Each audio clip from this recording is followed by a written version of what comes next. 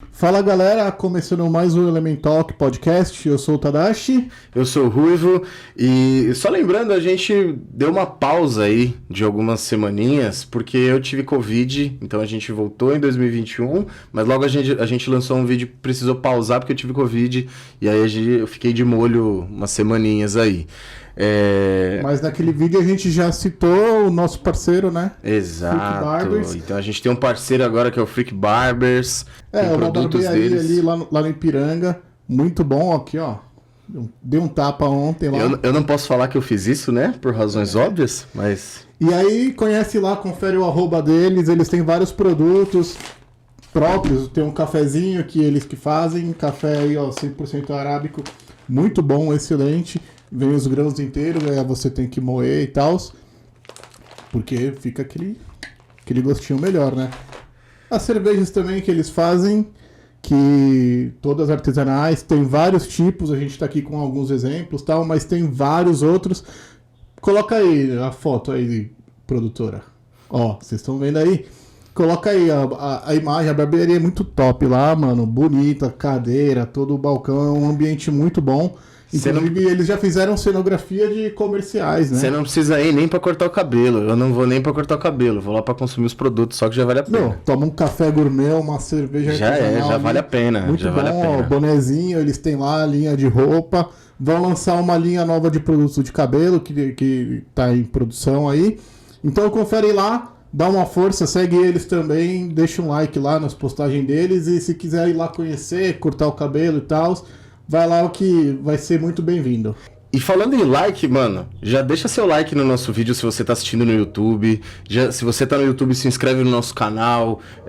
Ativa o sininho pra você acompanhar todas as nossas postagens, tá? E hoje, mano, a gente vai discutir um assunto que tá super em alta, que é o BBB 21, mano. Não sai das redes o bagulho e a gente Polêmico, trouxe né? uma convidada super especial, uma pesquisadora, jornalista e pesquisadora, doutoranda pela Universidade Federal da Bahia, a Bruna Rocha, que vai conversar um pouquinho sobre o assunto com a gente.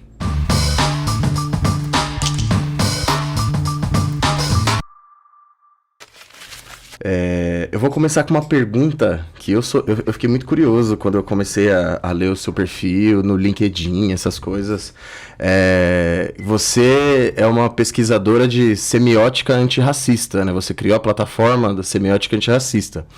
Eu queria que você explicasse, não só para mim, né, mas para todo mundo que está assistindo a gente, que está ouvindo a gente, primeiro, o que é semiótica? Que eu acho que é um negócio que não é muito comum da gente saber, da gente ouvir. E aí, como é a semiótica antirracista, por favor? Primeiro, agradecer o convite e a oportunidade de estar aqui conversando sobre esses temas e sobre o meu trabalho também. Semiótica é uma ciência, há quem diga que é uma disciplina, esse status, né, da semiótica ele está em disputa ainda, mas eu a reconheço como uma ciência que estuda os signos, que se debruça sobre os signos, sobre a produção de sentido do ponto de vista da linguagem.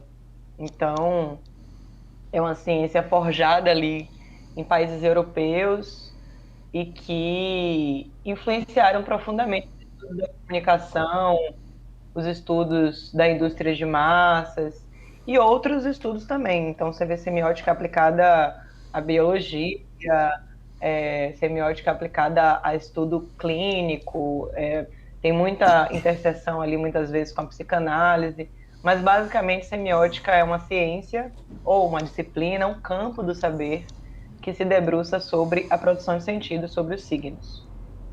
Muito bem, obrigado. E a semiótica antirracista, quer que eu continue? Eu quero, Muito por bom, favor. por favor. Quero. A semiótica antirracista é essa plataforma, essa iniciativa criada por mim e por meu sócio, Cássio Santana, para disputar esse campo a partir da perspectiva do antirracismo. É um movimento ali, essa é uma iniciativa que pressupõe um movimento duplo, um movimento que ele é centrífugo e ele é centrípeto também. É um movimento de disputar o campo da semiótica com os estudos raciais, com esse olhar antirracista, com esse atravessamento do racismo estrutural e dizer, olha, semiótica, não existe pensar a produção de sentido sem pensar esse grande sentido que é a racialização do mundo. Esse é um caminho. E o outro movimento é usar as ferramentas da semiótica, usar os dispositivos, os instrumentos teórico-metodológicos que a semiótica nos dá e que são tão interessantes para pensarmos também a luta racial, as contradições, as idas e vindas e o momento extremamente controverso que a gente vive com relação a essa pauta. Legal, porque eu acho que essa luta contra o racismo, ela é muito dura, né? E tem que ser feita diariamente por todas as óticas, por todos os lados, e é interessante ver essa perspectiva da semiótica aí atuando nessa luta. E eu acho que vários campos da ciência também tem que se envolver mais com o antirracismo, né? E assim, o que tem mais chamado a atenção da gente no momento é o BBB, né? É o assunto da vez. Eu, inclusive, eu nem assistia, mas o negócio foi tão estourado nas redes sociais e que não parava de aparecer no feed de notícias, etc, que eu acabei assistindo. E eu confesso, eu tô viciado, tô assistindo direto, né? Já perdi a vergonha de falar, tô assistindo pra caralho mesmo. Mas aí, a gente teve várias surpresas, eu acho, né? A primeira surpresa é a quantidade de participantes negros, o que não era comum, né? Antes a gente tinha um ou outro, e nessa edição, eu não sei se chega a ser igual. Eu não cheguei, metade, né? Eu não cheguei a fazer essa conta, mas a gente tem vários participantes negros, né? E aí a primeira coisa que eu queria perguntar, entrando nesse assunto, é o seguinte: o quanto você acha que é bom a gente ter essa quantidade, o quanto você acha que é um oportunismo, sei lá, da Globo de aproveitar esse momento de debate racial, etc, e falar, a gente não é esse monstro, a gente tá entrando nessa luta também. O quanto você acha que isso é um oportunismo também? Olha só, Ruivo, entre essa ideia do bom salvador, de uma iniciativa revolucionária, e a ideia de uma vilania maquiavélica de uma grande empresa que só quer acabar com vidas negras, eu acho que tem um meio do caminho que é por onde eu vou, tá? Então, assim, antes de mais nada, a Globo, independente da sua posição ideológica, editorial, é uma empresa. E empresas têm objetivos econômicos. Responsabilidade social é uma contrapartida. A empresa, ela tá ali para ganhar dinheiro. Então, e não é uma empresa de impacto social, é uma empresa de entretenimento, é uma empresa hegemônica, é uma empresa que exerce poder e tem uma importância, né, na correlação política, social e simbólica no nosso país. Então, a primeira coisa, o BBB é um produto. Mas, então não dá para pensar que a paridade racial no BBB é exatamente o que representa um tipo de reparação histórica do ponto de vista político, social e econômico para as nossas vidas, para as vidas pretas. No entanto, também não dá para desconsiderar essa paridade racial, entendendo que ela é fruto de tensões sociais que estão ocorrendo na esfera do reconhecimento, que é essa esfera da sociedade civil que consome esses produtos. Então, primeiro, colocar as coisas no seu lugar. O BBB é um produto que eu, inclusive, acho que é essencialmente problemático, é um tipo de produto que representa uma cultura que nós, do movimento negro e da cultura antirracista, divergimos, criticamos, porque é um produto pensado a partir de lógicas e dispositivos de vigilância, de julgamento, de violência. Então, você tem ali a naturalização de palavras como eliminação, paredão, que recorrem, remontam, recobram uma rede interdiscursiva violenta pra caramba, inclusive remontando situações históricas em que o paredão, por exemplo, era um lugar de morte, né? Paredão de fuzilamento, as pessoas não sabem disso. Então, ali há deslocamento de sentido, de coisas muito pesadas para serem transformadas em entretenimento. E aí, Ruivo, esse debate, inclusive, intelectual, eu gosto de fazer. Porque é importante que nós, intelectuais, assumamos as nossas contradições. Então, assim, nós temos que parar de ter pudor em dizer que consumimos produtos que divergimos ontologicamente. Porque nós estamos na contradição. Porque essas contradições desses produtos também dialogam com desejos que são nossos. E eu não vejo como um purismo de dizer não assisto, como tem muita gente fazendo crítica ao BBB. Ontem eu vi até um tweet, achei ótimo. A galera, uma menina fez um tweet assim: não suporta esse povo que vai fazer crítica de BBB começando dizendo que não assiste. Se não assiste, não fala. Eu acho que não bem assim. Eu acho que dá para fazer crítica ao modelo do BBB sem assistir, sim. Mas eu acho que tem um lugar ali de ilusão, um tipo de ilusão moral ou intelectual, de dizer, falar que não assisto me coloca numa esfera mais aqui, né, consciente e tal, e os outros é quem estão alienados. Então, eu acho que são muitas camadas. Dentro dessas camadas, esse dispositivo de entretenimento que tem a violência na sua estrutura básica, ele nos convoca e nos convoca a todos e a todas, da pessoa mais intelectualizada, que pode resistir o quanto for, mas muito provavelmente ali numa mesa de jantar, se estiver passando, ela vai olhar, porque nós estamos numa sociedade que esses valores são hegemônicos, e falar que são hegemônicos, querido, não adianta você dizer que se fecha na sua bolha, porque tem alguma coisa ali que vai te convocar. Você precisa dizer que não, resistir, de não assistir por princípio. Então, eu, por exemplo, eu me afastei no último período, porque fiquei várias edições sem assistir, fui voltar a assistir na pandemia, não necessariamente por um julgamento moral. Eu comecei a me desligar esteticamente do programa. Não porque politicamente eu já achava uma merda, porque desde que eu comecei a me politizar mais, eu comecei a problematizar esse modelo de entretenimento, né? Da vigilância, comecei a estudar Panóptico, Foucault, poder, biopolítica, necropolítica. Eu comecei a me incomodar, sim, mas não foi por isso que eu deixei de consumir. Eu deixei de consumir por um distanciamento estético. Eu comecei a achar ruim, mal feito. É igual novela. Eu não tenho nenhum problema. Eu fui criada com as novelas. Acho um produto pouco sofisticado e poderia ser muito melhor, porque pressupõe que o gosto popular é ruim.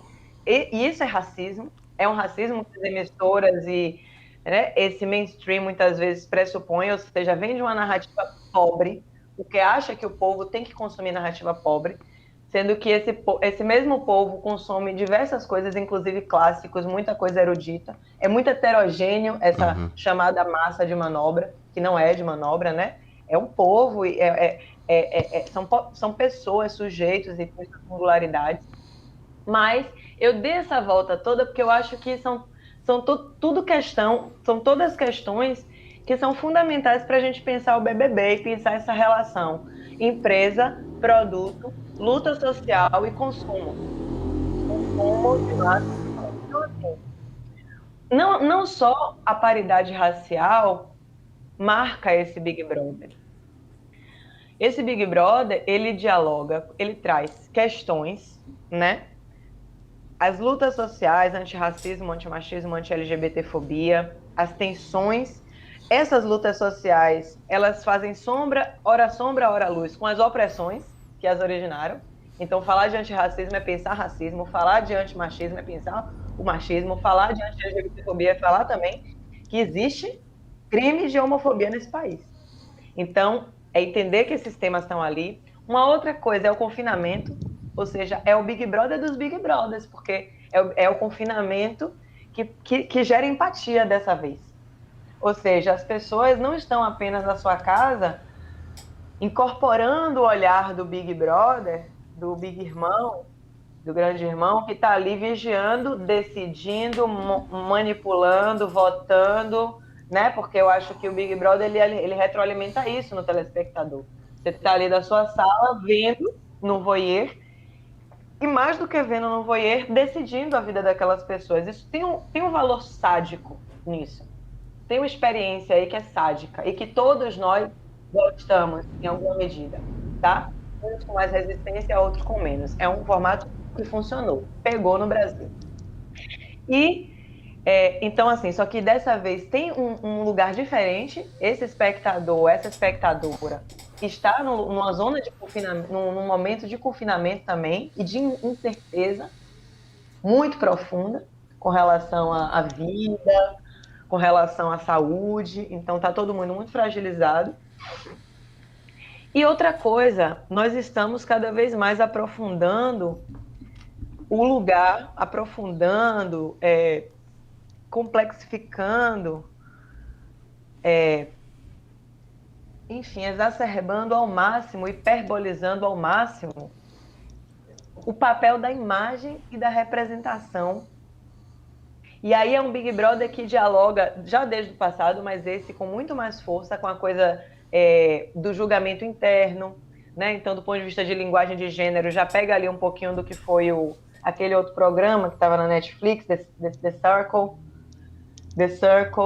que é essa coisa deles mesmo ali já se avaliarem, ter o queridômetro, muita foto, tem tudo ali em formato de dispositivo móvel, o telão deixa de ser uma televisão para ser um grande celularzão, em que o Thiago aparece. Então, o quanto aquilo ali também retroalimenta essa cultura da mediatização profunda, esse fenômeno da mediatização profunda. Portanto, é um produto complicado, é um produto violento, é um produto que eu, enquanto militante, discordo ideologicamente, mas que é um produto profundamente interessante para analisar esse tanto de fatores. E com relação a esse lugar, eu acho que o principal interesse da Globo é lucrar. Então, se existe uma demanda de consumo, porque a demanda do consumo ela está localizada nisso que nós entendemos como esfera de reconhecimento dos discursos. Nessa esfera de reconhecimento, ela está tensionada, ela está efervescendo disputa racial. A opinião pública e pós-acontecimentos de 2020, assassinato de George Floyd, cada vez mais essa mediatização do aspecto mais brutal do racismo, que é o assassinato de corpos negros, apenas por serem pretos. Então, essa mediatização, a mediatização desses crimes bárbaros, que foi do George Floyd, que foi do Carrefour, coloca todas essas empresas numa posição super delicada e constrangedora de dizer, nós temos que empresa. E aí, faz assunto. Eu não acho que a Globo pensou assim, de maneira... E aí eu não digo nem que é oportunismo, porque oportunismo fica parecendo que tem de fato. Aí eu acho que dá uma empobrecida na nossa compreensão do que é uma grande empresa de comunicação. Essa ideia de pensar a grande empresa de comunicação apenas como um Boninho está errada. Boninho, ele é um cabeça, assim como tem outros cabeças, mas uma empresa como a Globo, ela tem diversos núcleos, ela tem uma cultura organizacional, ela tem muita coisa, tem muitas camadas ali que dizem respeito à indústria comunicacional, e que a gente falar de uma maneira assim, como se fosse um agente simplório, que pensa maldades e manipula as pessoas e manipula coisa, é até ruim, empobrece a própria compreensão das pessoas do que é um grande veículo de comunicação.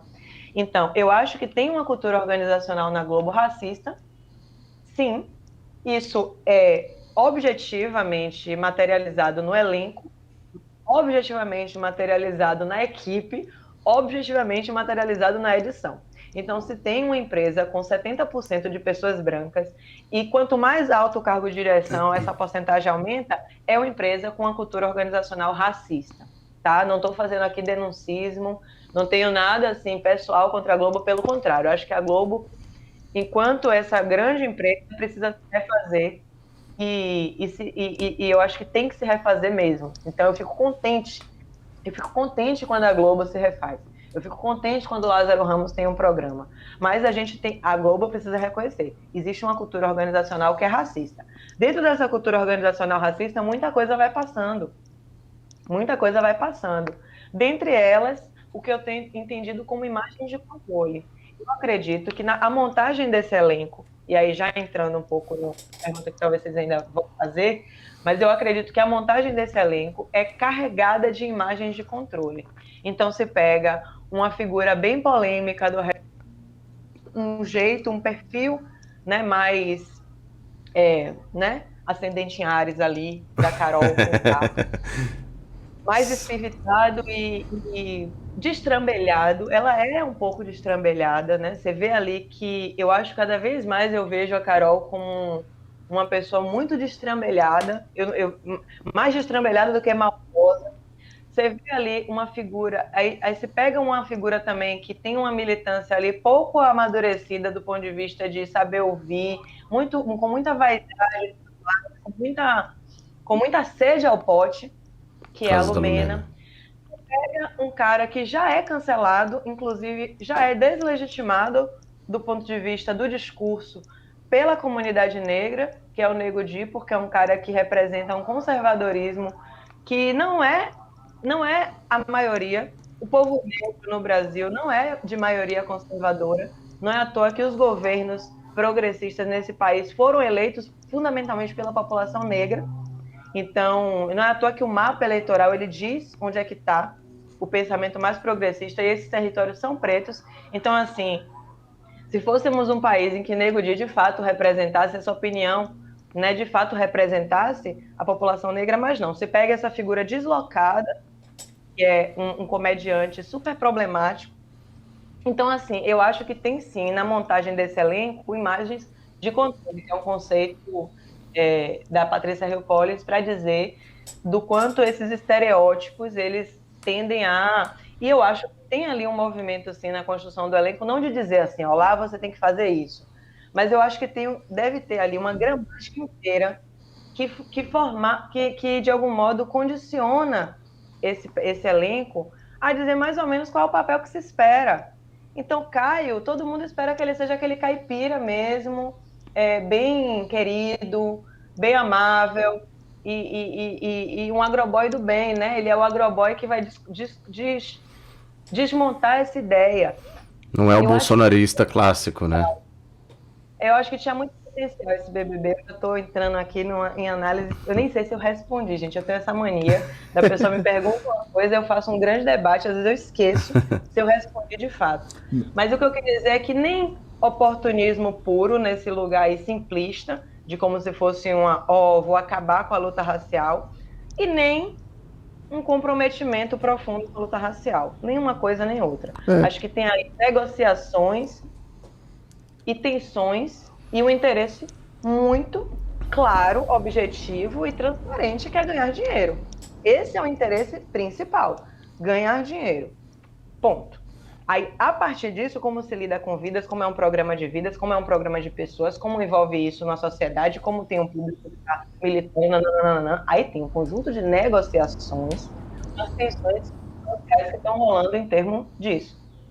Entendeu? Eu concordo plenamente, assim. Desde o começo eu nunca fui muito fã do BBB, não gostava de acompanhar e tal, porque eu achava que era um programa, tipo, muito... não tem o que fazer, sabe? Ficar vigiando a vida alheia e tal. E no começo o programa era aquele hétero branco padrãozinho malhando o dia inteiro, aí festa, enche a cara e pegação, e era só isso que tinha, sabe? E aí eu não gostava, não assistia, nunca assisti. E confesso que até hoje eu também não sou uma pessoa que tenho muito apreço e paro pra assistir e tal. Mas com tanto que se fala, eu acompanho as notícias e tento estar por dentro. Mesmo sendo um tipo de programa que eu não concordo, que eu acho que é problemático, como você disse, eu acho que não tem problema a pessoa querer assistir justamente para questionar esses problemas e problematizar, né? Fazer uma análise profunda. E não só para questionar. O consumo de qualquer produto cultural, ele não é estático, a não ser que você seja um curador, esteja fazendo análise técnica. Sabe, não tem problema nenhum para mim, eu não vejo problema nenhum em algum momento você dar risada, porque em alguma medida você está vendo ali uma situação cotidiana, você se envolver afetivamente. Só assim, não estou dizendo que você é obrigado a fazer isso. Tem gente que vai assistir só como analista. Eu, inclusive, me coloquei nesse papel de analista, mas a todo momento eu estou dizendo... Gente, eu fui forjada na cultura do BBB. Quando começou, eu fiquei louca, pirei o cabeção. Aí eu tive várias fases. hoje eu tenho essa divergência, esse olhar advertido, esse olhar crítico, o que não significa que em alguns momentos eu não me envolva emocionalmente também com o programa, entendeu? É, eu concordo totalmente. E vendo os participantes, o perfil dos participantes tendo mudado, assim, para mim, como você disse, é uma lógica de mercado acompanhando os assuntos que a sociedade tem discutido, tem debatido, e por isso que começaram com influenciadores digitais, começaram a misturar ali certas celebridades, e agora eles foram para abranger a quantidade de negros dentro do programa, né?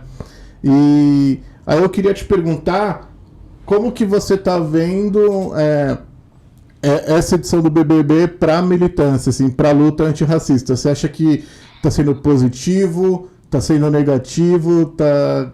Eu quero complementar essa pergunta, porque a gente tem, você falou da figura da Lumena, por exemplo, que abertamente é uma militante, etc., e traz essa discussão para o programa. Só que ela, enfim, para quem não acompanha, teve uma série de casos, especialmente em relação ao Lucas, né, de não abrir espaço para ele, de não acolher, etc. Muita gente falando, inclusive, de terrorismo psicológico, enfim. Como é que a gente separa a figura da militante, porque é uma pessoa que traz essa discussão, como é que a gente separa a figura da militante com a figura da militância em si, da luta antirracista? E é uma pergunta muito honesta, assim, porque eu já vi pessoas, inclusive familiares, falando: é muito chato isso, tá vendo? Ó, fica lá militando o tempo todo e etc. Eu tô ligado que não é assim, mas é a impressão que se passa. Como é que a gente separa isso? Então, só complementando a pergunta do Tadashi. Perfeito, maravilha. Gente, a primeira coisa é que eu não sei. Essa coisa de perguntar se é positivo ou se é negativo, eu até já cheguei a falar sobre isso, hoje eu tô em dúvida. Eu falei, o Big Brother vai deixar tudo muito pior, porque foi um dia que eu vi o Lucas saindo, que eu fiquei fodida também, sabe, com a saída do Lucas, aquele jeito, aquela humilhação dele. Foi um dia que eu falei, inclusive, que não ia mais assistir, que não ia mais... Tô aqui reconhecendo publicamente que mudei de ideia, tá, gente? Mas foi um texto até altamente compartilhado e que eu, na verdade, mantenho a mesma leitura. Acho que é aquilo ali mesmo. Só a parte que eu disse, estou me retirando da pauta, que eu revi, porque voltei a assistir, tanto por entretenimento quanto pela necessidade de se produzir, na minha leitura, análises um pouco mais densas. Eu acho que tem aí, assim, com todo respeito, eu acho que tem aí um grosso de leituras muito ruins sobre a BBB. Em termos do simplismo, em termos de 880, eu estou vendo pouca gente fazendo debates mais apurados. Aí, para pensar BBB e consumo da militância militância e BBB, eu acho que, na verdade, falta experiência de militância na juventude brasileira, antes de mais nada, inclusive nas pessoas que estão na casa. Então, se nós fôssemos um país que tivesse cultura, por exemplo, de movimento estudantil, de movimento político, que as pessoas se interessassem por política, que a política não fosse tão criminalizada, pejorativizada, tratada com chacota, enfim, não tivesse esse distanciamento tão grande das pessoas, do espaço da política, da luta social, eu acho que tudo seria visto com um pouco menos de ódio. Porque eu acho que o ódio, essa barbárie que atravessa tanto o cancelamento quanto o dedo na cara de uma pessoa que está fragilizada, essa barbárie, ela é a ausência de política. Onde a política entra, a barbárie tende a diminuir. A boa política, a política da conversa, do diálogo, do debate, da discussão, do empoderamento dos sujeitos, onde os sujeitos aprendem na dialética ou na encruzilhada de Exu, porque eu sei que a gente dialoga às vezes com termos que são de uma cultura política europeia e tudo mais do marxismo, mas não só isso, diversas outras formações políticas, de povos originários, inclusive, têm outros jeitos de pensar a política, que não essa barbárie da guerra, da eliminação do outro imediata, da impossibilidade de construir consenso. Então, eu acho que falta essa formação política. Por faltar essa formação política, faz com que as pessoas tenham visões sempre muito determinantes, determinísticas sobre os sujeitos. E foi isso que eu bati tanto na tecla num primeiro momento, quando eu vi a criminalização imediata de Lumena, Carol e tal, por conta daquela relação. E eu digo isso a partir da minha experiência própria. A minha experiência na política, e eu agradeço a Orixá por ter tido essa experiência, mesmo que hoje eu esteja mais afastada da organização, né, mas assim, foi essa experiência em organização social e na militância mesmo, mais orgânica, que eu aprendi a olhar uma pessoa e às vezes falar, pô, essa pessoa não é muito boa, pessoalmente falando, mas ela é importante para a luta. Não dá para dizer que ela não é importante. Caramba! Olha o que ela faz, ela organizou tal encontro, ela aprovou tal política. Quando você vai para a vida pessoal, a pessoa é um lixo. Ou então não, a pessoa que opera várias maldades na política, mas é uma generosa, uma puta generosa na vida pessoal. Você fala, puta merda, eu não fecho com aquela pessoa na política, mas ela é muito gente boa, a gente senta para tomar uma, porque... Ou todo o resto, que não é esse 880, né? Que é ruim na política, mas é bom na vida pessoal. Esse 880 eu acho que é 30% das pessoas. Os outros 70% vai variar, vai cometer erros, vai cometer deslizes na política, do ponto de vista político, ou seja, quando eu falo da política, é fazer uma fala equivocada, é falar, por exemplo, que uma pessoa negra de pele clara é um sujinho. Aquilo ali é um erro grotesco de quem não teve formação nenhuma de movimento negro, sabe? Uhum. Então, esse é o erro na política, ou até mesmo de fazer uma fala conceitualmente equivocada, como outras que foram proferidas, por exemplo, pela Lumena. Mas tiveram muitas outras coisas que Lumena falou que são absolutamente relevantes, que são verdade verdadeíssima. As imagens de controle que estão na casa é das pretas raivosas e das brancas fadas sensatas. O elenco foi pensado assim mesmo. A leitura dela está corretíssima. O problema é que ela comeu o reggae. Ela comeu o reggae da imagem de controle. E dentro da imagem de controle da preta raivosa, ela não consegue comunicar o que ela precisa comunicar. Ela precisava romper e precisa romper, e eu acho até que ela está começando a entender isso. Quando o Nego Di sai, eu acho que as duas entendem um pouco qual era o jogo que foi colocado, que dentro dessa imagem de controle da preta raivosa, que reconhece as violências, reconhece as dores, reconhece o privilégio da coleguinha, que sempre vai ser mais tranquila no debate, porque veio de um lugar mais tranquilo, de uma vida mais tranquila, mas vai entender também que isso não a autoriza a também criminalizar a coleguinha, inverter o jogo, a não esperar também para ver quais são as camadas daquela outra criatura ali. Então, o que ocorre ali é muitos debates importantes, corretos, legítimos, sendo feitos de maneira totalmente equivocada. E aí a forma como ele é feito acaba deteriorando, degenerando o conteúdo. E aqui de fora, a mesma inexperiência com leitura política, com calma, peraí, não sei, eu estou vendo isso aqui, eu preciso pensar para ter uma opinião. Não tenho uma opinião imediata, eu preciso pensar. Porque, óbvio, opinião imediata eu teria, inclusive, se eu estivesse dentro da casa, quando eu vi aquela cena de Lumena com Lucas. Ia ser ela gritando com ele e eu gritando com ela. Saia daí agora. Você não tem esse direito, não com o dedo na cara. Mas ninguém ali teve esse entendimento de separar aquela briga, né? E separar aquela violência e fazer com que esses sujeitos se acalmassem.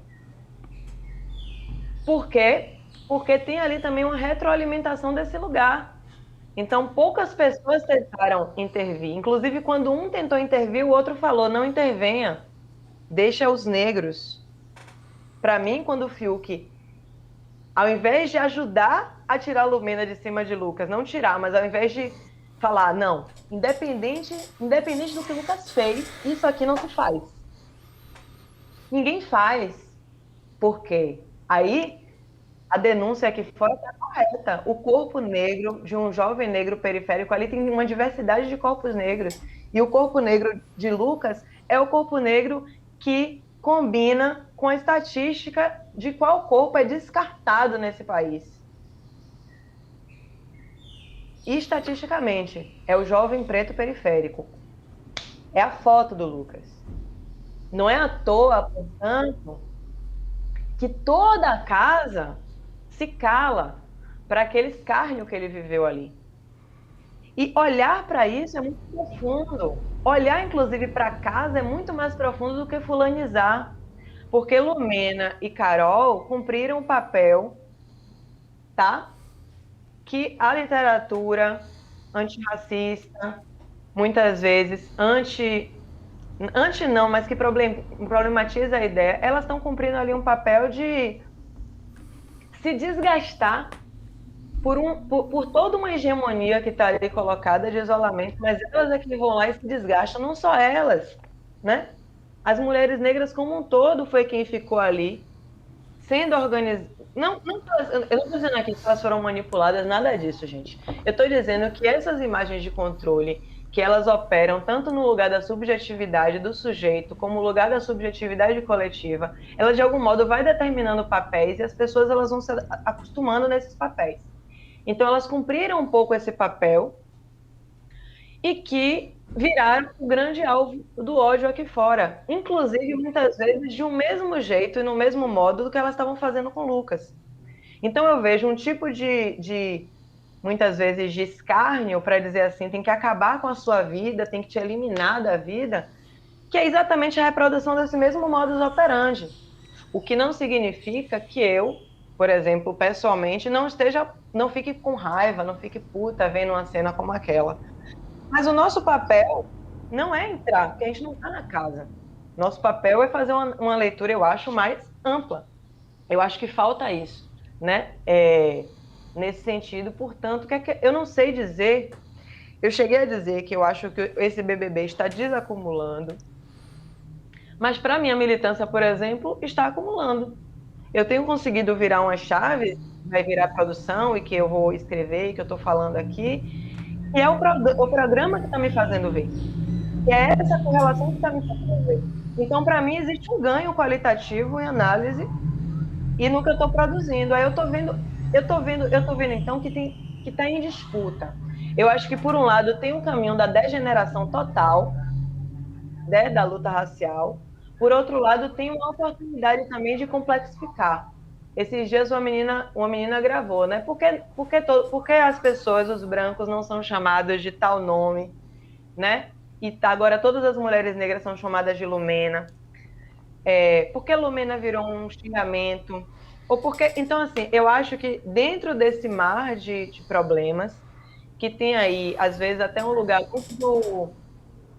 Eu acho até de uma discussão, eu estou fazendo uma discussão aqui que eu sei que não é uma discussão tão difundida, mas vamos pensar aqui em um consumo mais inadvertido mesmo do programa, em que as pessoas, de maneira geral, já criaram uma resistência a essa militância mais radical e que estão criando ainda mais resistência por causa dessa performance na casa, que é o que um de vocês falou.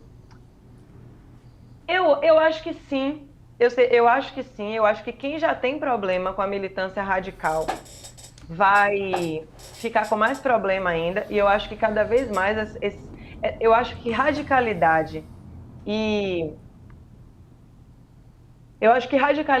é um debate muito mais profundo do que se fala. Radicalidade pode ter a ver com raiva, pode ter a ver com ódio, pode ter a ver com uma ação mais firme, mas pode também não, né? O que o Emicida traz em Amarelo, na minha leitura, é uma discussão sobre um outro tipo de radicalidade. Humanizar, falar de amor, delicadeza, criatividade, imaginação, é radicalizar uma imagem de controle que foi feita para o homem negro do rap. Há uma radicalidade ali. E não é radicalidade reversa, porque a doçura, a gentileza, é o mundo que a gente quer viver. ainda que a gente tenha que entrar na guerra, ainda que a gente tenha que gritar para isso. Então, assim, a radicalidade ela tem várias esferas. Eu não acho que o grito, eu acho, por exemplo, que faltou radicalidade, faltou muita radicalidade. Se tem uma coisa que não tem no programa, é militante negro radical. Se tivesse um militante negro radical, esse militante negro ele teria reorganizado a correlação de força para Lucas dentro daquela casa. Porque ele ia chamar, ou ela ia chamar, preto por preto que estava ali, dizer, cara, não, tá errado. Individualmente, assim, se tivesse uma militante negra acostumada com luta racial naquela casa, não ia nem fazer conversa de grupo, ia fazer conversa individual com cada um dos irmãos e chamar na chincha e dizer, não podemos fazer isso com ele. Quantas vezes a gente esteve ali? E será que o militante negro... Lembra aí quantas vezes a gente esteve ali, na escola, isoladinho? A gente vai fazer isso com o nosso irmão em rede nacional? Que é isso? Ele pode cometer a merda que for. Aquela conversa com o Lucas, eu tenho dito. O primeiro erro de Lucas era uma conversa firme, mas amorosa no dia seguinte. Amorosa no sentido de, você não bebe mais. Você agora, a gente vai vigiar sua cachaça, porque quem nunca? Quem de nós não fomos esse amigo que se passou completamente? E que não dá para pedir desculpa também não, porque ele vacilou mesmo, ele desrespeitou pessoas. Eu não acho que ninguém tinha que passar a mão na cabeça do Lucas. Mas era coisa de uma conversa amorosa, um acolhimento firme, de chamar na chincha, primeiro chamar na chincha, eu também não romantizo. Às vezes, aqui na Bahia mesmo, quem ama fala, desgraça, se plante. Caralho, você vai se separar desse homem, você vai sair dessa casa agora, eu vou aí te buscar, caralho. Às vezes quem ama grita também, não tem problema. Mas depois tem que dizer, eu te dou a casa, você vai sair daí porque você vai ficar na minha casa. Eu acho... Pra você. Tem água, tem remédio, tem chá, tem Netflix. É assim que a gente faz. Então, chamar a atenção do Lucas naquele primeiro momento foi ok. Agora, o depois, o acolhimento não houve. E também a forma como foi chamada também foi ruim. E, inclusive, eu quero aproveitar para falar sobre isso, para concluir.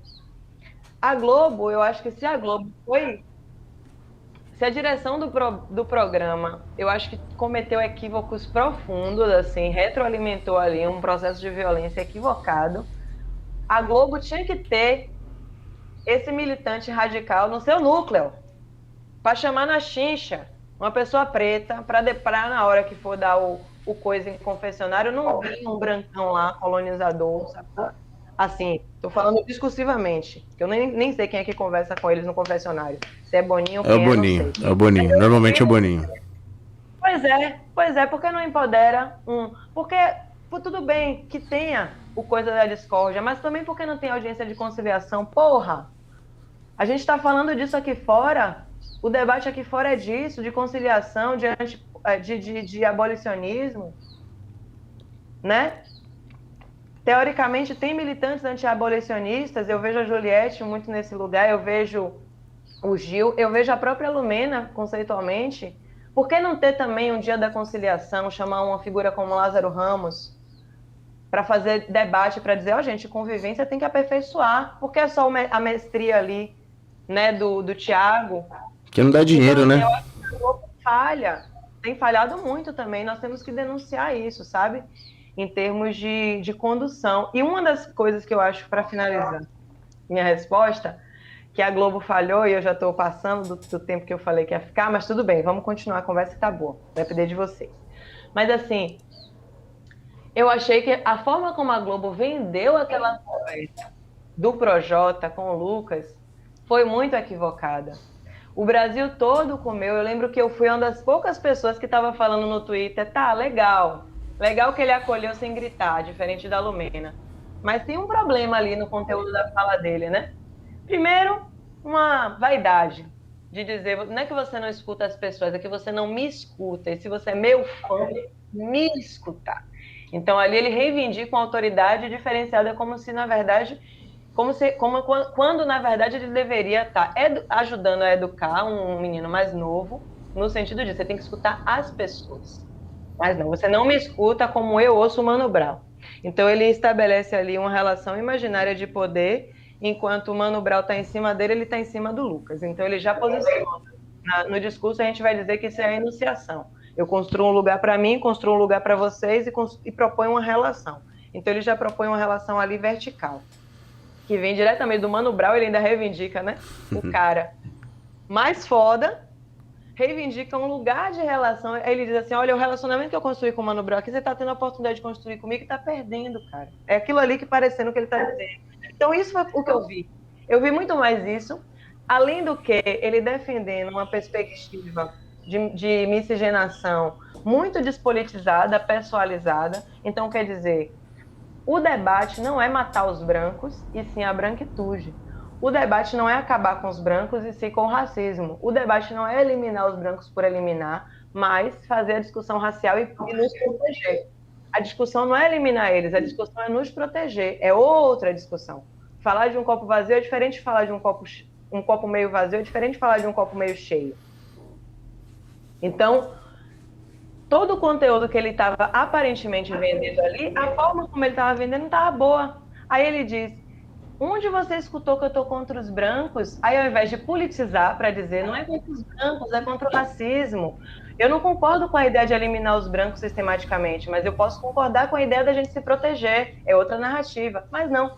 Ele diz, minha mulher é branca, eu sou filho de branca, minha filha é branca. Aí eu me pergunto, e Kiko? Aqui na Bahia, Kiko, o que é que eu tenho a ver com suas escolhas pessoais, meu querido? Com seu gosto estético para o amor? Tem nada a ver, isso não tem nada a ver, quer dizer, até tem, Fanon explica. Agora, para fazer a discussão que você está fazendo aí, tá errada. Não é porque você tem uma mulher branca ou sua opção pessoal é branca que a gente não vai eliminar os brancos, porque a gente não elimina os brancos porque esse não é nosso princípio de luta. Nosso princípio de luta é acabar com o racismo e não com as pessoas brancas. Então, é uma fala profundamente despolitizada que a Globo vendeu como o sermão do século, que isso pegou, que todo mundo compartilhou, inclusive atores que eu falo, meu Deus, gente, eu falei com minha amiga, eu falei, gente, a gente tá ficando doida, né? Porque só a gente tá vendo problema nisso. E por fim, o Thiago ainda falou para o Projota, obrigada, o Brasil te agradece. Aí, ou seja, o Projota estava todo errado, virou o erro total. Virou aquele poço de arrogância, maquiavélico, desleal, que a forma como ele tem agido na casa. E o mais interessante, ele não é o mais odiado. Ou seja, ele é quem tem, na minha leitura, as posturas mais cruéis, de maneira muito tranquila, calma, e por isso ele não é o principal alvo. Aqui, por exemplo, dos hates, ele sofre um hate, claro, né, porque ele é o chamado gabinete do ódio, mas não sofre tanto hate quanto Carol e Lumena. É que ele é o cara que manipula, né? Ele é o cara que articula. Cara, ele é o ídolo ali, sabe? As pessoas não esquecem que ele é Projota. Nessa conversa que ele teve com o Lucas, mano, confesso que eu não tinha pensado por essa ótica, né? Dessa questão de que ele fala, minha mãe é branca, acho que é a mãe dele, né, que ele fala, minha mãe é branca, minha esposa é branca, minha filha é branca, não sei o quê. Eu não tinha pensado nessa questão, de que ele não tá questionando a luta contra o racismo, né, em nenhum momento ali pro Lucas. Mas eu acho que quando o Thiago Leifert, ele vai e fala aquilo pro Projota, eu não lembro onde que eu li isso, mas ele usa uma palavra que talvez tenha virado a chavinha na cabeça do Projota, que ele fala, obrigado pelo enquadro que você deu. Obrigado pelo enquadro. E aí é um jovem negro tomando um enquadro. Exato. E aí o Projota se sente na figura de autoridade. É o PM que enquadrou o moleque negro. E eu não sei se havia na cabeça do Projota a intenção de realmente, a partir dali, acolher o Lucas e, mano, ser gente boa com ele. E naquele momento... Piorou. E naquele momento ele falou, mano, eu sou o cara, eu sou a autoridade, eu sou o cara do enquadro. E dali, velho, o bagulho descambou de um jeito que não era mais trocar ideia com o Lucas, entendeu? Era só fuder o moleque, mano. Se um dia eu me trombar, eu acho que ali é um momento, eu acho que todo mundo ali tem camadas. Eu acho, inclusive, que Nego Di é péssimo às vezes eu acho que ele é ignorante realmente de algumas coisas. Mas quem eu não teria nenhuma relação pessoal desse gabinete, no sentido de não toparia uma segunda chance, não daria essa oportunidade, do sentido de, poxa, achei você bizarra na casa, mas eu sentaria com Lumena para fazer análise, para dizer, minha irmã, você tem um potencial da zorra, sabe? Você podia ser uma figura que estaria desconstruindo a imagem de controle de mulher preta baiana dentro da casa. Porque se espera o quê? Uma mulher, a baianidade festiva, né? Cômica. Então você podia ser a baiana preta intelectual mesmo. Por isso que eu digo, o problema não é a erudição de Lumena. O problema é a arrogância. Se ela fosse uma figura mais, se ela tivesse tendo uma postura mais humilde, mais tranquila, não tivesse feito aquela coisa bizarra que as pessoas não vão esquecer com o Lucas, eu não esqueço. Eu não esqueço o que ela fez com o irmão nosso. E continuou fazendo, porque uma coisa, às vezes, a gente perde a mão e no outro dia a gente fica fudido. E se arrepende, pede perdão e não faz de novo. Mas ela fez sistematicamente. Tiveram coisas no Big Brother contra Lucas que, para mim, foram mais cruéis do que os momentos de grito. Por exemplo, quando o Projota sai daquela batalha que, na minha leitura, ele perdeu, mas como ninguém entende PN de rap na casa, e todo mundo só entende de pagar pau para Projota, todo mundo aplaudiu e deu a vitória a ele. E Lucas parou de rimar tipo assim, eu acho que naquela coisa constrangimento de meu ídolo tá insistindo, eu vou deixar, né? Mas para mim, eu gostei muito mais da rima de Lucas do que da rima dele. Para ele sair, precisar amaciar o ego ali num comentário sórdido com Lumena e dizer, você viu ali, eu destruí ele na rima. E Lumena comer reggae e dizer pedagógico, porra, uma roda de rima entre irmãos que estão na mesma casa, que não são inimigos, que não tem nada, tem que terminar com os dois bebendo, com os dois na piscina, com os dois felizes. Não com o mais velho, o mais famoso, indo para dentro e falando mal do menino, que chamou ele pra rima porque amava ele. Faltou humildade moral, ao ídolo, velho, né? Dizer que o Lucas tá bem nesse momento é uma insensibilidade. Pode dizer assim, ele tá sendo acolhido, ele tá tendo reparação, injeção de reparação. Mas como é que fica a cabeça desse menino? Eu espero que ele nunca assista esse programa. Eu espero que ele tenha a cabeça boa, como eu acho, inclusive, que ele tem, e a Globo vendeu ele como um monstro desequilibrado. Eu acho que ele teve surtos, mas a correlação na casa estava péssima para ele. Esses surtos também foram um pouco empurrados, goela dentro. Não estou justificando, mas ele já tinha ali uma tendência ali a um erro e tal, não sei o quê. Então, assim, ele teve os surtos. Mas, de maneira geral, ele tem a cabeça, para mim, melhor do que todo mundo ali. Não é à toa que ele saiu no momento que ele sentiu que não ia dar mais para ele. Não sei jogar isso aqui, não sei brincar, vou sair. E teve o Brasil aqui para recebê-lo. Então tem reparação, mas tem muita violência. Eu não queria estar na pele do Lucas, de ter passado o que ele passou. Eu vendo uma cena como aquela do Projota, aquilo ali mexe, meu Deus, com muitas coisas na cabeça de uma pessoa. Então, eu sinceramente não teria relação pessoal com o Projota. Eu acho o Projota um cara muito escroto. Eu acho que ele tem se demonstrado no BBB um cara profundamente escroto, profundamente cruel. Ele falar que eu queria que Gil tivesse empurrado Poca na piscina, seria um a menos no meu caminho. Amanda, uma amiga minha, falou no Twitter, é verdade, ou seja, ele torceu para que houvesse violência contra a mulher na casa, para que essa pessoa seja eliminada. E essa pessoa não é qualquer pessoa, é o viado, que tem uma homofobia profunda ali contra a Gil. Profunda, né? Porque ele é uma bicha mais afetada, por exemplo, diferente do João, né? Então, esse tipo de imagem de controle também, que eu até me preocupo um pouco com o Gil, dele não ficar ali preso nesse estereótipo, né? Dele conseguir transmutar isso e nunca esquecer que está sendo julgado, que tem uma coisa aqui fora e ser mais estratégico, né? Ser mais influenciado. Aí eu já estou entrando na Bruna que torce. E quero que, no mínimo, um pretinho saia milionário daquela casa, assim, no mínimo, sabe? No mínimo. E a gente vem de um contexto tão ruim, eu não acho que que o prêmio, que um pretinho milionário compensa o tipo de coisa que é o BBB. Eu assisto o BBB, tem coisas no BBB que eu gosto de consumir, acho que o BBB tem levantado questões importantes, mas eu realmente acho que na sociedade que a gente quer construir, esse tipo de reality não tem que existir. O BBB teria que se repaginar muito, né?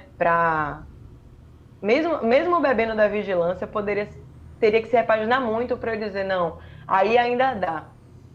Mas esse tipo de reality, eu acho que realmente na sociedade que a gente quer construir, ele não tem que existir, sabe? Não tem que existir nesses termos.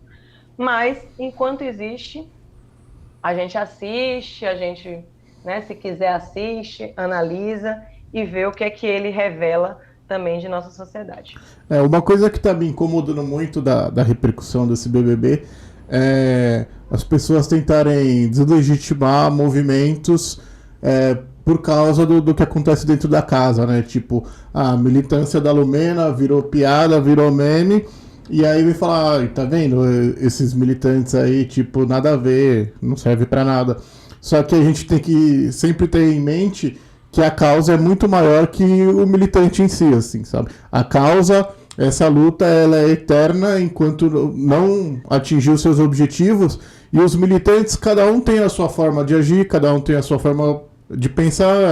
O ser humano, ele tem a sua particularidade, só que eu fico muito receoso com isso, né? Das pessoas tentarem diminuir a causa, a luta em si, seja do racismo, da homofobia e tal, o machismo, por causa de certas atitudes, assim. Então, eu acho que a gente tem que fazer essa análise de aprender como militante em como a gente pode melhorar a nossa militância, assim, e combater essa desvalorização da militância por causa de exemplos pontuais, assim. É muito fácil a gente ver direto, pegar a exceção para tentar invalidar. Tipo, o caso da mulher que denunciou o estupro lá com o Neymar, e aí depois falaram que foi forjado, e aí fala que pronto, todas as mulheres que denunciam e que lutam contra o machismo são loucas, são mentirosas, interesseiras, sabe? Então, a gente não pode pegar esses casos pontuais onde um militante fez alguma coisa errada e querer invalidar toda a luta, né? Eu acho que esse BBB tá me servindo nessa reflexão, assim, tá me enriquecendo nesse ponto. E não só a questão do militante ser o mau exemplo da militância. Eu acho que o militante, ele diz também de vícios da militância, não é deslocado. Existem diversas lumenas no movimento negro também, e fora, tá? Então, não é deslocado. E tampouco eu acho que se deve dizer também que uma lumena não serve nunca mais para a luta racial, sabe? Pelo amor de Deus. Pelo amor de Deus. Se fosse assim, a gente tinha que matar todo mundo. A gente não fazia disputa das pessoas. A gente não convencia. Não tentaria convencer uma pessoa que vota em Bolsonaro, votar em outra pessoa. Cada vez que a gente tenta convencer uma pessoa que vota em Bolsonaro a votar em outra pessoa, porque ele está errado, significa que a gente acredita que aquela pessoa pode ser uma aliada nossa. E por que Lumena não pode ser? Então, a primeira coisa é entender que, primeiro, de fato, um militante não esgota toda a militância, embora não esteja desconectado. Segundo, um militante errando, falhando, não significa que ele está condenado. Ele pode se refazer, ela pode se refazer, a gente tem que torcer por isso, e não para que se degenere, porque parece que às vezes as pessoas torcem para que se degenerem mais e mais, e até poder dizer assim, agora sim eu posso te eliminar. Sabe? Parece que as pessoas querem isso, querem que a pessoa erre. Tanto que, por exemplo, eu tô vendo, tanto Lumena quanto Carol estão mudando o jogo na casa. Elas estão vendo, e aí eu não tô dizendo que elas não têm que ser eliminadas ou que a gente vai esquecer o que elas fizeram. Mas eu acho interessante observar. E tem mais, por exemplo, eu falo fundamentalmente de Lumena e Carol mesmo, porque eu acho que elas são muito mais complexas do que parece. Eu acho que Lumena, nesse momento, está isolada, tá? Porque ela é uma preta baiana e tal, e eu via ela muito mais próxima de Nego Di. Até a relação dela com Carol é profundamente hierárquica. Ela foi para Carol o que Projota queria que Lucas fosse para ele, basicamente. Então, Lumena fica ali, né, na base de Carol. Mas tem uma coisa que é interessante. Elas conquistaram respeito dentro da casa. No grito, na amizade, na esperteza, na falsidade, no que seja. Nunca duas mulheres negras estiveram tão bem posicionadas no cenário de BBB interno como agora. Nunca. A gente via a Thelminha ali na relação com as meninas, meio que protegida e tal, mas com o protagonismo que Lumena e Carol, principalmente. Carol esteve em 6 pódios. O jogo dela, de algum modo, deu certo ali dentro. Para algumas pessoas. E agora, e aí eu digo, quem são as jogadoras mesmo da casa? Todo mundo fala muito de Sara porque a Sara é que tá jogando pelo certo, tá fazendo a coisa correta, e a gente gosta dela. Mas é ela e Carol. São as duas grandes jogadoras da casa. Carol esteve em 6 pódios, se desgastando pra caramba, naquele jeito dela que teoricamente é kamikaze. Ela é tão kamikaze quanto Juliette, mas ela faz política. Você vê que ela roda, ela conversa com todo mundo. Quando ela tem que se refazer, ela se refaz, muito mais do que Lumena, por exemplo. Lumena não pediu desculpa a ninguém. A Carla, a todo mundo que ela foi. Ela tá tão confiante ali que tá todo mundo aqui fora achando bonito o que ela tá fazendo, que ela nem volta atrás, assim. Né? Ela tá vislumbrada. Perdida no personagem. Ela tá vislumbrada, né? Completamente perdida no personagem. Eu acho até que ela tá começando a cair na real, mas não tem a humildade ainda para chegar e falar. Ela tem se reaproximado das pessoas, mas ela não chega para resolver querelas que ela deixou pelo meio do caminho. E Carol chega. Carol chegou para Sara para dizer: você é adversária que eu quero tomar cerveja lá fora, porque eu te respeito. Você é minha adversária porque você é forte no jogo, não porque eu não gosto de você. Já tem gente aqui que eu nem considero eliminar, mas lá fora eu não quero conta, porque não é interessante para mim. Então eu acho que Carol, ela tem um jogo, tanto que eu falei esses dias no Twitter, que eu não tô torcendo pra Carol sair agora. Eu acho que ela tá exercendo uma vilania comédia. Acho que assim, ela foi perversa com o Lucas naquele episódio. E em tantos outros, quando eles ali estavam se retroalimentando no alto ódio. Eu vislumbrava ali aquela relação dos pretos destruindo o Lucas como uma looping de alto ódio. É igual quando os homens, eles são super progressistas, mas quando se juntam num grupo de 4, fudeu. O demônio infantil do patriarcado medíocre baixa, e quando se vê, eles já estão ali meio débil mentais, falando um monte de coisa que eles não acreditam na vida pessoal, na vida individual. É como se aquele ambiente junto, eu acho que foi forjado ali um sentimento. Tem um sociólogo, não sei se é... Ai, meu Deus. Tem um sociólogo que vai falar da questão do eu na vida cotidiana, Goffman, Erving Goffman. Ele vai falar disso, que a sociabilidade ela tende a moldar, tem determinadas sociabilidades que ela tende a fazer com que aquele grupo, já concluindo, tende a fazer com que aquele grupo, por exemplo, as pessoas naquela formação específica tenham um tipo de comportamento que ela não tem isolado daquela correlação. Então, foi isso que eu vi ali. Eu vi um looping de alto ódio em que fazia com que eles ficassem a todo momento confabulando contra Lucas. Se você afasta um pouco, olha eles ali contra eles mesmos, eles estavam ali tentando combater um passado, uma memória, uma dor, um lugar que eles não queriam ter. Carol queria mostrar que preta pode ser bem-sucedida, famosa, rica, bombada, tombada e mora na cobertura. Nego Di queria mostrar que ele é humorista, nananana. Projota queria mostrar que ele ascendeu a quase um homem branco, tanto que ele é casado com uma branca e tem uma filha branca. E Lumena queria mostrar que é uma preta intelectual. Aí, de repente, tem um pretinho favelado, que é a exposição do passado de todos eles, que todos eles queriam apagar. Então, parece que tem nesse lugar que Lucas tocava neles e por isso eles foram tão cruéis. Mas, fora isso, eu acho que a vilania que Carol tá fazendo, e ainda mais agora que ela tá se repensando, jogando, eu acho que eu deixaria ela aí mais umas 5 semanas pra dar risada até, porque tem horas que eu dou risada com ela. Agora, Lumena, decepção total, por mim acho que tem que sair, tá nos envergonhando mesmo, porque, além de tudo, não tem autonomia de pensamento, não tem firmeza na posição, ou seja, Se Carla fizer uma coisa, ela diz que é escroto, mas se Fiuk fizer porque é amigo dela, ela passa pano, ela nem vê, ela nem olha. Isso pra mim é muito grave. Acho que ela tá perdida. Projota acho que tem que sair porque é cruel. Arthur tem que sair porque é homofóbico pra caramba. Poca tem que sair também porque é falsa, joga feio. Mas eu acho que Carol tem que ficar, porque ela é engraçada, porque ela tá dizendo pra todo mundo que ela é vilã mesmo, e porque em algum nível ela tá tratando com respeito os adversários dela. Em algum nível. Agora, a Poca, você citou a Poca, ela inclusive criou uma história ali dentro, e eu achei ridículo a Globo não desmentir, de que o Lucas tinha ameaçado as famílias do Projota e do Nego Di. Eu não sei se você viu isso.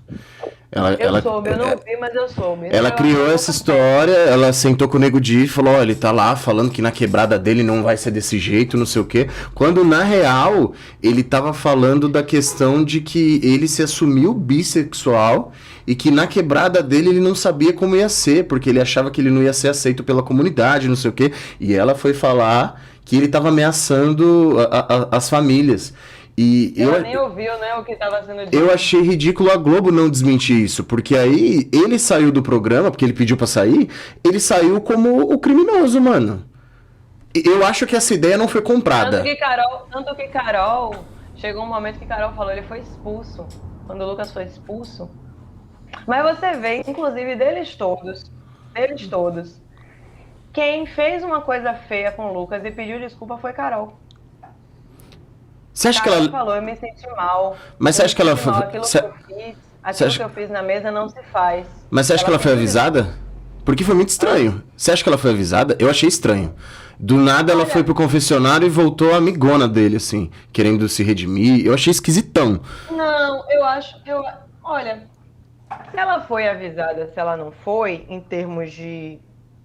Eu não sei, eu não acredito que tem esse tipo de coisa, porque cada sujeito ali é uma fratura aberta.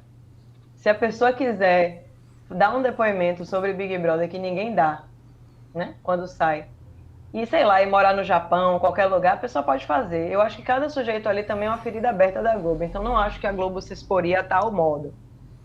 Nesse sentido, sabe? Eu não acredito, nisso eu não acredito. Eu acho que o tipo de manipulação, o tipo de conformação de cenário, de discurso, ele é feito de maneira muito mais sutil. Eu acho que a chamada no confessionário, talvez, não sei, foi para chamar a atenção dela, sim, mas não para dizer assim, ó, o Brasil aqui fora quer que você haja desse modo.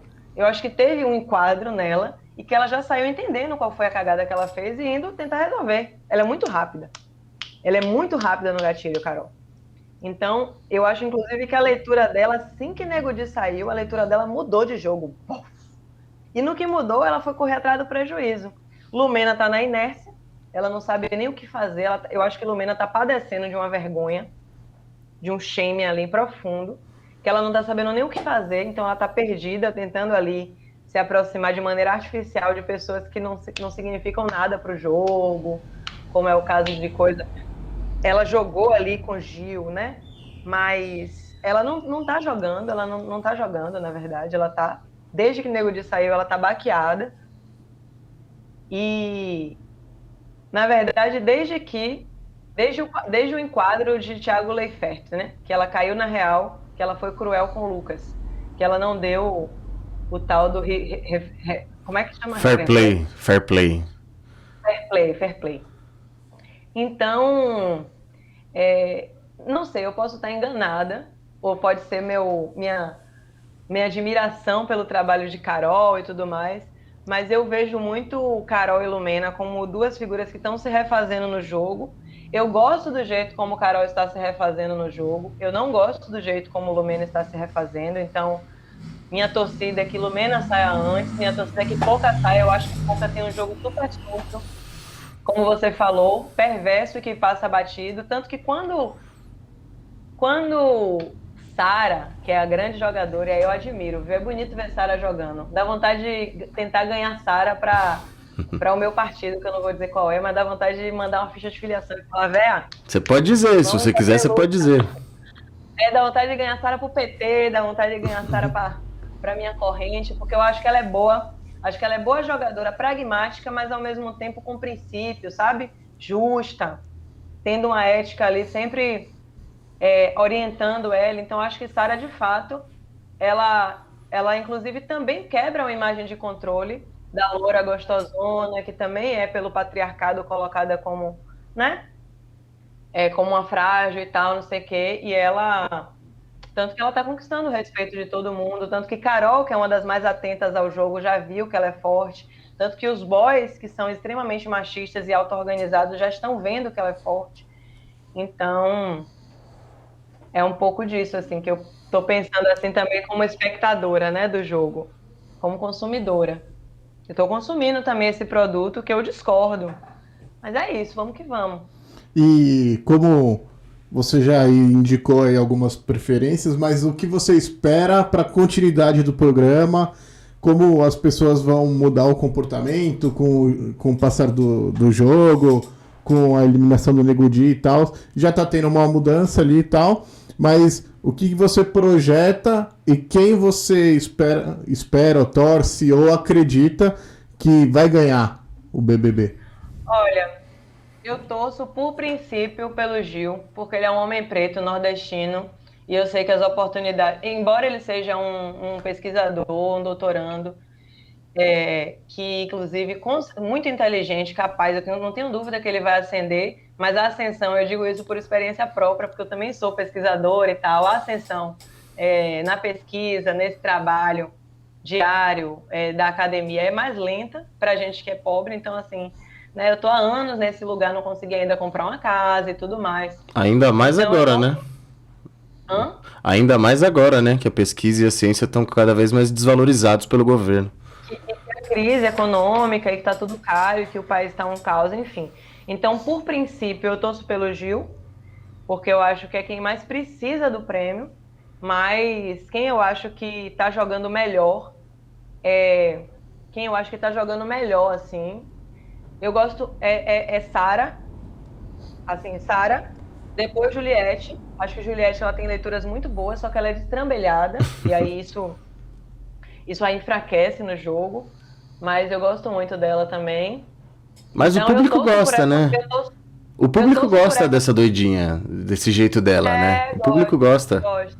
Mas tem imagem de controle que eu acho que ela também tinha que romper. Sabe, da nordestina engraçadinha, de Fiuk ficar imitando ela e tá tudo bem?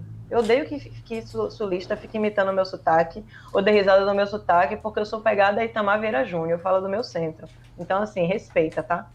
Eu não gosto desse negócio de meu sotaque ser piadinha. Não gosto. A não ser que seja uma brincadeira sobre sotaques.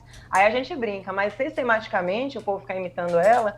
Então eu acho que ela tem que romper um pouco mais essa imagem de controle. E eu acho que ela já tá fazendo isso. Ela começou bem doidinha, dando em cima de coisa. Eu acho que ela tá cada dia mais plantada. Eu gosto muito do jogo de Juliette. Ela é firme também. Eu gosto muito do jogo de João e de Camila. Eu acho que eles são ali um em cima do muro corretos, porque eles querem sobreviver. Ontem Camila deixou muito claro o que ela quer. Tá no top 10. Ótimo. Sabe, eu acho que o jogo deles é limpo. Eu acho que às vezes falta uma firmeza que a gente gostaria, mas tudo bem também. Tudo bem também. Eu torço para que eles sejam torço para que eles estejam ali no top 5, junto com o trio, o G3 do amor, que todo mundo gosta. E aí, depois deles, quem eu mais gosto de assistir, porque eu dou risada, é assim, eu tô aqui comprando briga com vários hates e tal, mas depois desse top 5 para mim, eu quero que chegue nesse top 5 da final, que é Gil vencedor, Sara segundo lugar, Juliette terceiro lugar, João quarto lugar e Camila quinto. Eu torço para que Fiuk fique, porque eu acho que ele é muito engraçado, eu preciso desse entretenimento, é meu entretenimento, e eu não vou mentir para vocês, eu acho que Carol deve resistir nesse programa, porque ela é esperta, porque ela joga e porque eu acho que ela tem que recuperar alguma coisa da carreira dela. Eu acho injusto Carol sair destruída. Mesmo sabendo que ela vacilou muito, eu acho que ela é a erva que sobreviveu no inferno. Ser mulher preta, retinta, evitada, em Curitiba, é ser passado por muito tormento, sem querer passar pano em nada que Carol fez. Carol pode ser o que for, ela é sobrevivente do inferno. E eu não acho que a sociedade brasileira deveria mandar Carol pro inferno. Acho que ela tem que se refazer e continuar fazendo música boa como ela sabe fazer, continuar fazendo o trampo dela bem como ela sabe fazer. Qualquer artista bom é artista na televisão. Vá produzir artista para você conhecer artista. 90% dos artistas é vaidoso igual Carol, é espivitado igual Carol, é arrogante igual Carol, é surreal, louco, vive no mundo dele, do umbigo das nuvens dele, igual Carol. Qualquer um deles. Entendeu? Então, assim, o erro dela foi entrar nesse programa. Ela vai arcar com as consequências, já tem impactos, mas eu diria que do gabinete do ódio, ela, e observando o jogo dela, ela, para mim, é a pessoa que deveria permanecer e se refazer na casa. Inclusive porque eu acho ela comédia, muito engraçada.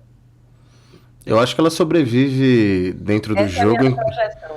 Eu acho que ela sobrevive dentro do jogo enquanto ela não for pro paredão. Acho que no primeiro paredão ela é enxotada do programa. Agora, com certeza. você falou você falou do Fiuk, mano. Eu queria te fazer uma pergunta sobre ele.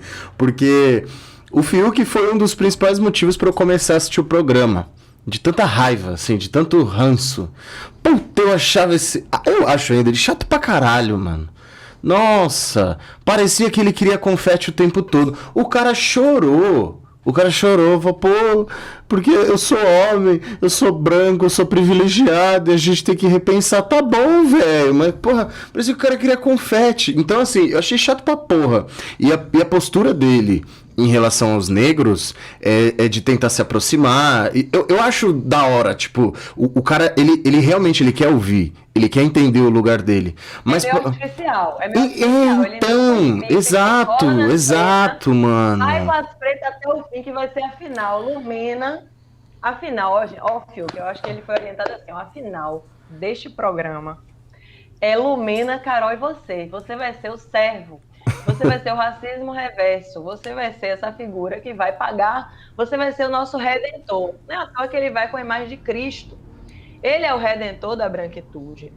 Ele exala patriarcado e branquitude, mas ele é o esquerdomacho. Então, por isso que ele é meu entretenimento. Porque ele vai continuar. No jogo, eu não estou dizendo que ele não tem o mesmo privilégio de Arthur. Eu não estou dizendo que ele não tenha o mesmo racismo de... Deixa eu ver quem eu considero bem racistinha assim na casa. Acho que Arthur. Ele tem o mesmo privilégio de Arthur, ele tem o mesmo racismo de um Arthur. Para mim, Arthur já é um dos top que eu quero que seja eliminado. Mas assim, ele tem o mesmo racismo, o mesmo machismo e o mesmo machismo.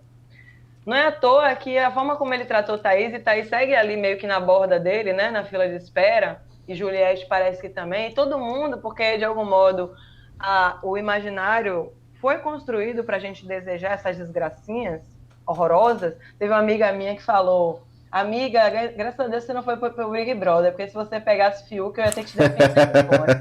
Eu falei: amiga, eu já superei essa fase, mas já tive minha fase esquerdomacho, branquinho, estilo meio andrógeno e tudo mais. Hoje eu tenho ranço também. Mas é um tipo de ranço que não atrapalha o jogo na casa de quem eu quero que ganhe. E que também tem ali uma esperteza. E que, sinceramente, honestamente, eu acho uma figura que traz, às vezes, debates mais interessantes de assistir, ou até mesmo situações mais cômicas do que, por exemplo, os agroboys. Os agroboys, eles podem até se comportar de maneira legal, parecer do bem, parecer até ser mais do bem do que Fiuk. Mas eu acho que na hora do vamos ver, eles vão fechar entre eles, com os boys, inclusive com o Projota. Que para mim é um dos mais cruéis do jogo. E Arthur. Já Fiuk não. Fiuk tá treinado para ficar com as mulheres até o fim. Então, por isso que eu digo que eu acho que eu preferia que ele, por exemplo, entre ele e os agroboys todos, e eu já estou envolvendo o Projota aí nos agroboys, obviamente, mais agroboy que ele, impossível, eu prefiro que Fiuk fique. Por isso que no meu top 7 fica aí Carol e Fiuk. E eu acho que sim, se ela for pro paredão, ela é eliminada, mas acho que ela tem uma capacidade.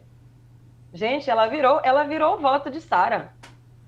Ou seja, se Sara é a jogadora, ela é a vira-voto da jogadora. Ela virou o voto de Sara.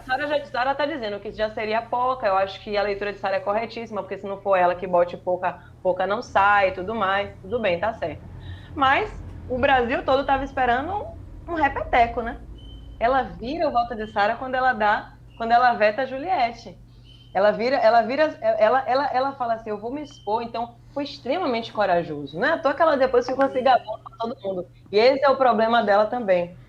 Porque se eu fosse torcer por ela, eu diria, fala menos seu jogo. Se refaça, melhore, vire uma pessoa mais agradável, mais solidária, mais generosa e fale menos. Mas ela fala muito o jogo dela. Aí ela ficou se gabando para todo mundo que ela virou um voto. Ela fez isso mesmo. E ela jogou brilhante. Eu bati palma, achei bom, achei bonito. Ela trouxe Gil e ela tá ali tentando trazer Gil e Sara para perto dela. E se ela trouxer, ela vai muito provavelmente sobreviver um tempo na casa, estando em 6 pódios. Eu acho isso interessante de ver. O Twitter vai me esculhambar, viu, se o pessoal ver isso aí. Olha, eu tenho uma última pergunta. Eu sei que a gente já extrapolou pra caramba o seu tempo. De 30 minutos, fomos para 2 horas. Mas assim, tem uma coisa que você falou até, e muita gente tem falado, e foi pauta lá dentro. Vai pro ar na íntegra? Quer dizer, no caso do podcast? Só para saber. Praticamente tudo, né? Praticamente tudo entra. Praticamente tudo. Que é a questão do Gil como homem negro, né? E é uma pergunta que... Porque eu sei que tem muita gente com dificuldade de entender. Eu tive por muito tempo dificuldade de entender isso. Por que se fala que o Gil é um homem negro? Quando você olha assim, uma pessoa que não entenda isso, ela olha ele e fala... Por exemplo, eu sou branco, eu vou olhar ele e falar, pô, ele tem o mesmo tom de pele que eu. Por que ele é negro? Rapaz, às vezes dá vontade de pegar uma foto dele, do Fiuk, do Caio.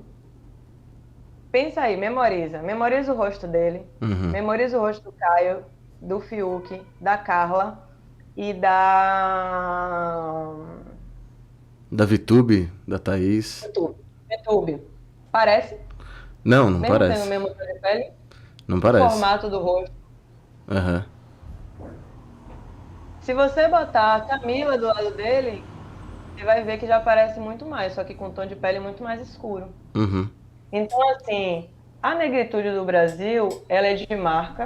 Então, primeiro, não dá para dizer que Gil é preto só porque ele é nordestino. Por exemplo, Juliette não é preta. Agora, Juliette é uma branca já também diferente da VTube, por exemplo. Ela tem cara, assim, de branca nordestina. Sueli Carneiro vai falar de um fenótipo chamado branca baiana, que é o não negro, mas também não chega a ser o branco. Para mim, é o caso de Juliette, tá? Mas Gil não. Gil é preto, ele é preto porque ele reúne marca, classe e território numa coisa só. A marca é traços mesmo negroides que ele tem. Até o tipo de tom de pele que é mais claro é diferente dos brancos. Inclusive do Rodolfo, que é socialmente branco. Mesmo tendo o tom de pele mais escuro e o cabelo preto e tal, e ele não tem o mesmo tom de pele, por exemplo, do Caio. E aí que no branco miscigenado, que também existe o branco miscigenado, entre o negro miscigenado mais claro e o branco miscigenado mais escuro, tem aspectos que dizem respeito à marca, ou seja, traço de rosto, tipo de cabelo, sim, mas também que diz respeito à classe e origem social. Muito bom. Por exemplo, eu tenho um fenótipo bem embranquecido. Uma pessoa da minha cor, dos meus traços, com cabelo liso, nascendo em Laranjeiras, é uma mulher branca. Agora eu tenho cabelo crespo e nasci na Liberdade. Eu sou uma mulher preta. Então, eu não tenho tanta dificuldade. Tem gente que eu tenho dificuldade, tipo Juliana Paz. eu falo, não me pergunte. Eu nem gosto muito de heteroclassificação, não gosto de me colocar nesse lugar de banca avaliadora de cor de ninguém. Eu acho que essa questão de racialidade, para além da questão óbvia, porque, como eu digo, é marca, mas também é vivência, mas também é você sofreu racismo, de onde você vem e tudo mais. Então, a cada pessoa tem que ter seu pertencimento com relação à sua racialidade, entendeu? Mas essa é a minha leitura, e não é minha, só eu aprendi no movimento negro. Essa leitura é fruto de um acúmulo social, já que raça, principalmente a parte miscigenada, primeiro que raça é um conceito político, segundo que esse grosso, né, esse miolo miscigenado entre pretos, retintos e brancos caucasianos, ele é muito complexo no Brasil, ele é atravessado por diversos fatores, e a leitura dos movimentos de raça, como raça é política, né? A gente não trata a raça como biológica, porque a gente não se reproduz como biologia, como bichos. Então, as pessoas não são tratadas como espécies, e sim como sujeitos sociais. Por isso, raça é um operador, um conceito que é sociológico, não é biológico para nós. E o fenótipo e a genética, ou seja, o elemento biológico é um componente do entendimento de raça. Muito bem, acho que é bem esclarecedor. É difícil pra gente entender, acho que pouca gente discute isso também. E no Brasil é muito difícil a gente se remeter à etnia, por exemplo. Né? Tendo em vista que registro não existe. Porque a gente é muito pobre ainda de debate, porque na verdade nós somos pobres, nós temos a elaboração racial, sobre teoria racial, das mais sofisticadas do mundo. Abdias do Nascimento, Lélia Gonzalez, Kabengele Munanga, que não é brasileiro, mas é radicado no Brasil, pelo amor de Deus. Eles são la creme de la creme, para dialogar aí com um termo bem colonizado, mas eles são o topo do pensamento sobre racialidades, assim. Muniz Sodré, puta que pariu, ou seja, pensamento sofisticado para ter uma leitura, até porque nós temos uma experiência complexa pra caramba, isso demandou dos nossos intelectuais esforço reflexivo, e tem muita coisa boa produzida sobre isso. Sueli Carneiro, Luísa Barros, todos eles têm o mesmo entendimento. Colorismo ou pigmentocracia está sendo feita de maneira muito equivocada pelas novas gerações. Eu acho que as gerações anteriores resolveram isso muito melhor. Muito melhor. Então, Bruna, a gente queria te agradecer pelo tempo que você dedicou, né? A gente, pelo esclarecimento, mano, eu acho que me fez refletir sobre uma porrada de coisas, tá? E eu espero que você que tá nos ouvindo, tá nos assistindo, você também tenha sido esclarecido. Pra mim foi muito bom. Enegrecido. Boa! A gente brinca. Brincadeira. Eu falo claro. Eu acho que claros e escuros não tem nada a ver com raça. Clarear é importante, assim. Esclarecer, até mais do que clarear. Mas às vezes clarear as ideias e tudo mais. Tô brincando, tô te abusando. Não, mas eu acho que é legal fazer essas pontuações para que a gente aprenda mais. Eu uso esclarecer, mas de vez em quando eu uso enegrecer, porque cada vez que a gente fala, a gente dá uma disputada, né, na concepção. Como a gente vive numa cultura racista, qualquer oportunidade que a gente tenha, de maneira leve, que é isso que eu acho que falta Ilumena, de maneira leve, de colocar a sementinha do antirracismo, a provocação, a brincadeirinha, sabe? De um jeito leve, muitas vezes, é uma oportunidade única de tensionar essa grande estrutura. Com certeza. E eu compactuo muito dessa forma de abordagem, né? Em várias questões sociais que eu discuto, eu sou professor, eu nem lembro se eu te falei isso, mas eu sou professor. Então, em vários momentos que eu discuto isso com os meus alunos, eu sinto que a abordagem tem que ser de forma leve, porque senão você cria uma resistência muito grande. Com qualquer tema que você tente fazer a pessoa refletir, se você é muito incisivo, muito violento na abordagem, você cria resistência. E eu gostei muito da forma como você discutiu esses temas com a gente. Gostei muito da forma como você colocou. E, mano, eu queria te agradecer muito por isso. também, por essa postura, por chegar desse jeito com a gente. Muito obrigado mesmo. E, mano, nosso espaço tá aberto quando você precisar também, quando você tiver algum tema que você sinta a necessidade de falar. A gente ainda não é tão grande quanto a gente quer, mas espero que a gente um dia consiga e, mano, o espaço sempre vai estar aí pra você. Certeza. O espaço tá aberto pra você. No momento, te agradeço muito, Ruivo. Não foi sempre assim e não é sempre assim. Às vezes eu também perco as estribeiras, às vezes a gente também perde a paciência. Eu acho que o grito ele tem seu lugar, mas cada dia menor na luta racial. Cada dia ele vai ocupando um lugar menor, porque as disputas estão se sofisticando e se a gente não tiver perspicácia para disputar os sujeitos, a gente vai perder a batalha histórica. Então a gente tem que ser muito estratégico nesse momento e eu concordo com você que as pessoas elas querem se sentir ouvidas, elas querem se sentir importantes, por isso você tem que ter uma explicação generosa. E eu fico contente de ter contribuído através do programa para a reflexão de vocês e de muita gente. Vamos tentar, de repente, fazer uma conversa em algum outro momento só sobre semiótica. A gente está, né, vou dar um spoiler aí, a gente está também tentando entrar nesse mundo, estamos bolando aí uns planos, né, para entrar nesse mundo dos podcasts. Eu estou virando uma viciada em podcast e vou passar a ouvir mais vocês também. Pô, obrigado. Valeu. Muito obrigado. E qualquer dica aí, não que a gente seja especialista em podcast, mas a gente consegue te ajudar também. Eba! Queremos, nossa, ser assim, vendo a história de vocês. Ai,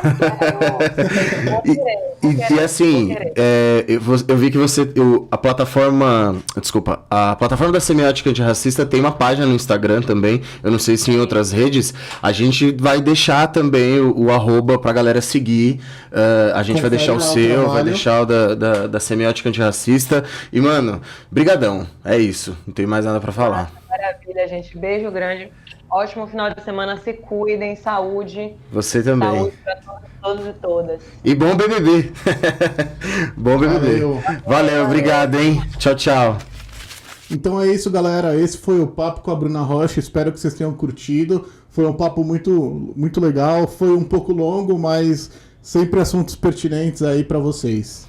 É isso, se inscrevam no canal do YouTube, acompanhem a gente nas redes, se você ainda não segue nosso Instagram, segue lá. E obrigado para nossa produtora, que tá sempre junto com a gente, o 96mm, sigam eles também. Valeu! Confere o nosso Apoia-se, viu? Mais o sorteio que a gente prometeu, não sei se vai rolar, porque ninguém assinou o Apoia-se e tal. Então, se vocês participarem, a gente pensa aí em alguma forma de retribuir, mas por enquanto não tá rolando. Mas por favor, dá aquela força aí.